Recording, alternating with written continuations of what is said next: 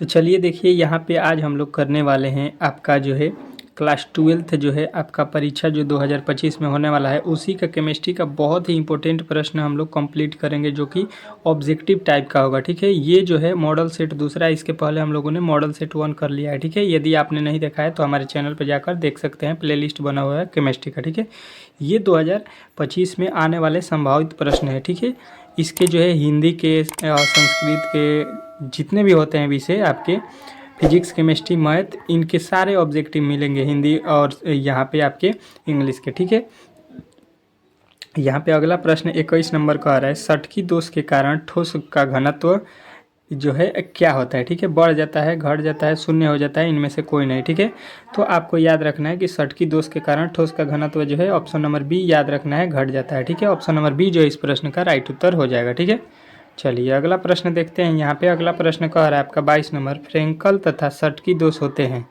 तो फ्रेंकल तथा सटकी दोष जो होते हैं ये जो है आपके क्या होते हैं, तो आपको याद रखना है ऑप्शन नंबर बी जो दिया गया है, ये क्या होते हैं, क्रिस्टलीय दोष होते हैं। ठीक है, क्या होते हैं, क्रिस्टलीय दोष होते हैं। ठीक है, ऑप्शन नंबर बी जो है इसका राइट उत्तर हो जाएगा। ठीक है, याद रखना है अच्छे तरीके से, बहुत ही इंपॉर्टेंट प्रश्न है ये सारे। ठीक है, यहाँ पे आपके अगले प्रश्न कह रहे हैं कि फलक केंद्रीय घनत्व जालक में एक एक कोशिका कितनी एकक कोशिकाओं के साथ सहविभाजित होती है। ठीक है, तो ये आपको याद रखना है कि ये विभाजित होती है आपके 8 कोशिका के साथ। ठीक है, 8 कोशिकाओं के साथ। तो ऑप्शन नंबर ए जो है इस प्रश्न का 100% राइट उत्तर है। ठीक है, आपको अच्छे तरीके से याद करना है, ये सारे प्रश्न आपके 2025 में जो है सीधा बोर्ड में पूछने वाला है। ठीक है, तो अच्छे तरीके से अगर आप बोर्ड की तैयारी कर रहे हैं तो आप लोग इस चैनल को ज़रूर जो है सब्सक्राइब कर लीजिएगा। ठीक है, देसी मैथ अड्डा को। ठीक है, और अपने दोस्तों के पास शेयर भी कर दीजिएगा। ठीक है, डेली क्लास चलेगा आपको शाम का।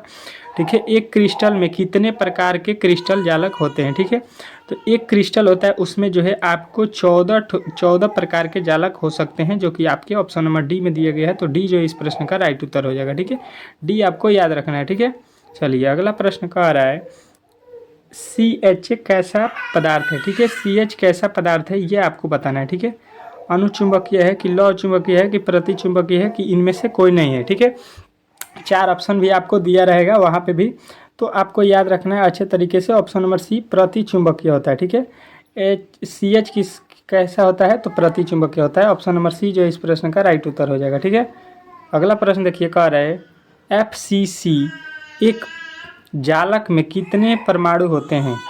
FCC एक जालक में कितने परमाणु होते हैं। ठीक है, तो ये आपको याद रखना है कि ये आपके होते हैं 4। ठीक है, 4 जो है आपका 100% राइट उत्तर हो जाएगा। ठीक है, अगला प्रश्न देखिए कह रहा है CSCI की क्रिस्टल संरचना होती है। तो ये जो होता है क्रिस्टल संरचना आपको याद रखना है कि BCC होता है। ठीक है, BCC जो है आपका राइट उत्तर हो जाएगा। ठीक है, अगला प्रश्न देखते हैं, आपके सामने आ चुका है। कह रहा है निम्नलिखित आयनिक यौगिक के क्रिस्टल आप किसमें धनायनों तथा ऋणायनों के केंद्र में अधिकतम दूरी होती है।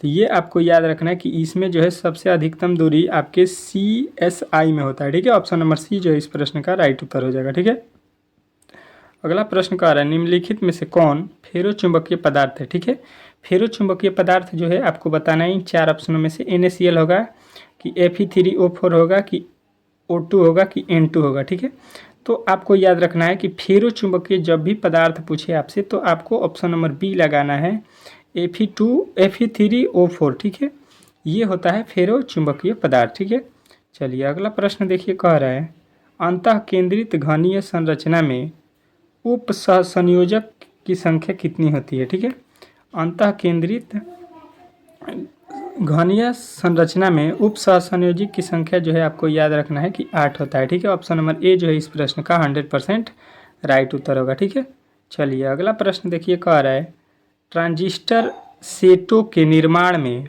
प्रयुक्त होने वाला तत्व है। ट्रांजिस्टर सेटों के निर्माण में प्रयुक्त होने वाला तत्व कौन होता है, तो ये जो है आपको याद रखना है कि सिलिकॉन होता है Si। ठीक है, ऑप्शन नंबर बी जो है इस क्वेश्चन का राइट उत्तर हो जाएगा। ठीक है, अगला प्रश्न देखिए कह रहे हैं निम्नलिखित में कौन ऑक्साइड धातु की तरह विद्युतीय गुण दर्शाता है। ठीक है, तो इसमें जो है आपको बताना है ऑक्साइड धातु की तरह विद्युतीय गुण दर्शाता है, ये होता है आपका कौन? तो आपको याद रखना है, आपका होता है SiO2। ठीक है, ऑप्शन नंबर ए जो है इस प्रश्न का राइट उत्तर हो जाएगा। ठीक है, चलिए अगला प्रश्न देखिए आपके सामने आ चुका है। कह रहा है निम्नलिखित में से कौन बेरावादार ठोस है? ठीक है, अथवा ये भी हो सकता है कि निम्नलिखित में से कौन अक्रिस्टलीय ठोस है। दोनों तरीके से पूछेगा तो इसका एक ही उत्तर होगा। क्या?